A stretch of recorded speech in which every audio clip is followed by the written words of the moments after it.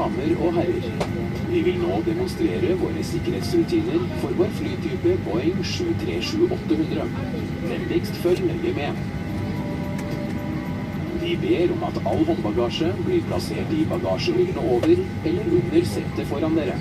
Til de som sitter på første rad eller ved en av våre nødutganger over vingene, ber vi om at alle løse gjenstander blir lagt opp i bagasjehyllene. Setebeltet festes ved å føre den flate metalldelen inn i beltespenn. Dra i endestykket for å stramme til. Beltet løsnes ved å løfte opp belteklaffen, samtidig som du drar de to endene fra hverandre. Hvis trykket i kabinen blir for lavt, vil du trenge oksygen. Oksygenmasker utløses automatisk fra panelet over deg. Dra masken hardt til deg for å aktivere oksygentilførselen. Plasser masken over nese og munn, og fest strikken rundt hodet. Pust normalt. Tilpass masken ved å stramme det elastiske båndet. Ta på din egen maske før du hjelper barn eller andre. Dette flyet har 8 nødutganger. 2 bak, 2 foran og 4 på midten over vingene. For å åpne nødutgangen over vingen, dra det røde håndtaket nedover. Forlat flyet ved å skli ned i bakkant av vingen. For å åpne dørene foran og bak i flyet, skal du dra håndtaket i pilens retning. Evakueringssklier vil blåse seg opp automatisk. Dersom dette mot formodning ikke skjer, dra så i håndtaket på toppen av sklien. Forlat flyet med armene i kryss over brystet, og hopp ut i en sittende posisjon. Skulle en nødsituasjon oppstå, vil nødlys på gulvet i midtgangen vise vei til samtlige nødutganger. Det er en flytevest under ditt sete. Ved en eventuell nødlanding på vann, ta flytevesten ut av emballasjen, dra vesten over hodet, før beltet rundt livet, og fest i spennen foran. Dra i endestykket for å stramme. Blås opp vesten i det du forlater flyet, ved å dra i de 2 røde stroppene. Vesten kan også blåses opp ved hjelp av de 2 røde munnstykkene. En lampe tennes automatisk når batteriet kommer i kontakt med vann. Dersom flytevesten benyttes av et lite barn, trekk kun i den ene stroppen for å blåse opp vesten. Det er ikke tillatt å røyke ombord på våre fly. Vi gjør oppmerksom på at røykevarslere er installert på alle toalettene. Elektronisk utstyr som inneholder sendere er ikke tillatt, da disse kan innvirke på flyets systemer. Vi ber om at utstyr som kan settes i flymodus, settes i dette nå. Alt annet elektronisk utstyr må slås av, så lenge skiltet med fest setebelte er tent. Før avgang ber vi deg om å rette opp stolryggen, slå opp bordplaten og feste setebeltet. Påse at armlevene er nede, og at vindusskjermene er åpne. All sikkerhetsinformasjon står beskrevet på sikkerhetskortet, som du finner i stolrommen foran deg. Vi takker så mye for din oppmerksomhet, og ønsker deg en fin tur med oss i Norwegian.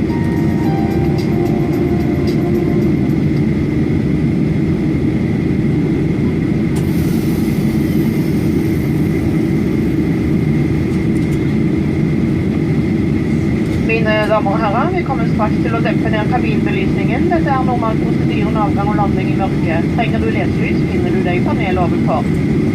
Ladies and gentlemen, we'll soon dim the cabin lights. It's normal procedure during takeoff and landing. If you wish to read, you'll find a reading light in the panel above you.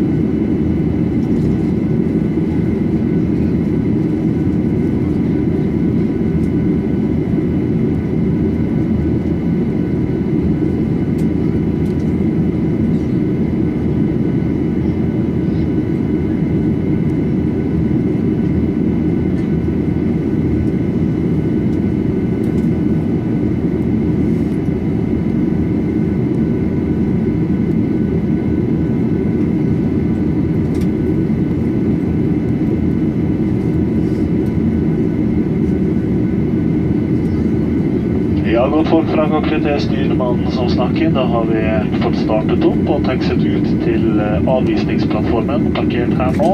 Og det er mange fly som skal gå fra Gardermoen samtidig. Alle trenger avvisning. Så da står vi og venter på at det store hvite flyet på vår høyre side skal bli tatt, og en kollega på venstre side. Så snart de har kapasitet, så begynner de å gjøre en avvisning av flyet vårt da. Da skal de først spyle over en gang og fjerne all snø, og så skal de spyle en gang til og legge på en væske på vinger og hale som gjør at ikke ny snø får lagt seg. Slik at flyet er helt redd når vi tar av. Dette er for vår sikkerhet. 10 minutters tid, tenker jeg, så blir det vår tur til å da stille oss i køen for avgang. Vi kommer til da å være i luften om 10-15 minutter. Takk.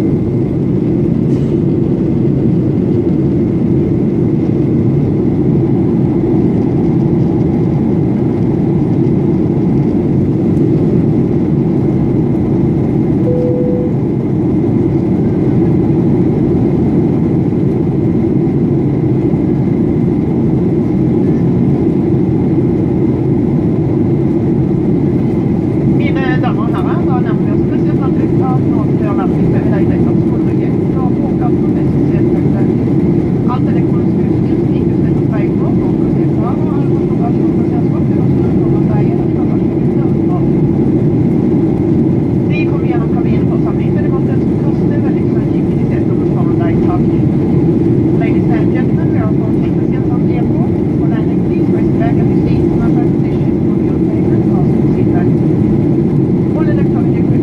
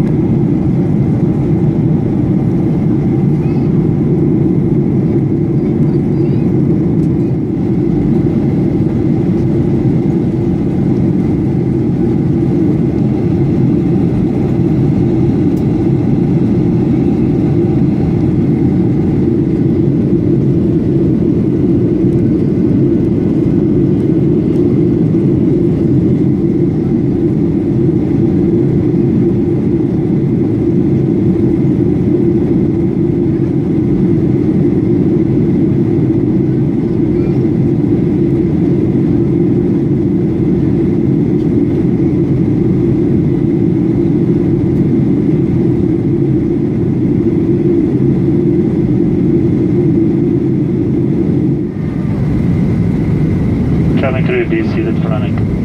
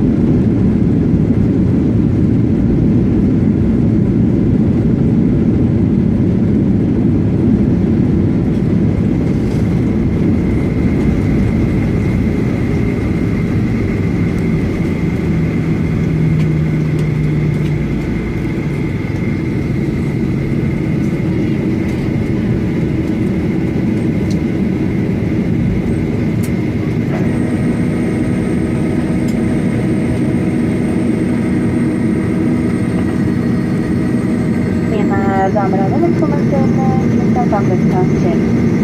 Det legges til med konsekvent og lufthavn for all bagasje inntil flyet er tilparkert og skiltbeltet er slukket. Vær forsiktige når dere åpner opp bagasjehyllen, slik at ikke noe faller ut, og pass på at dere får med dere alle deres personlige eiendeler. Så minner dere om at røyking ikke er tillatt.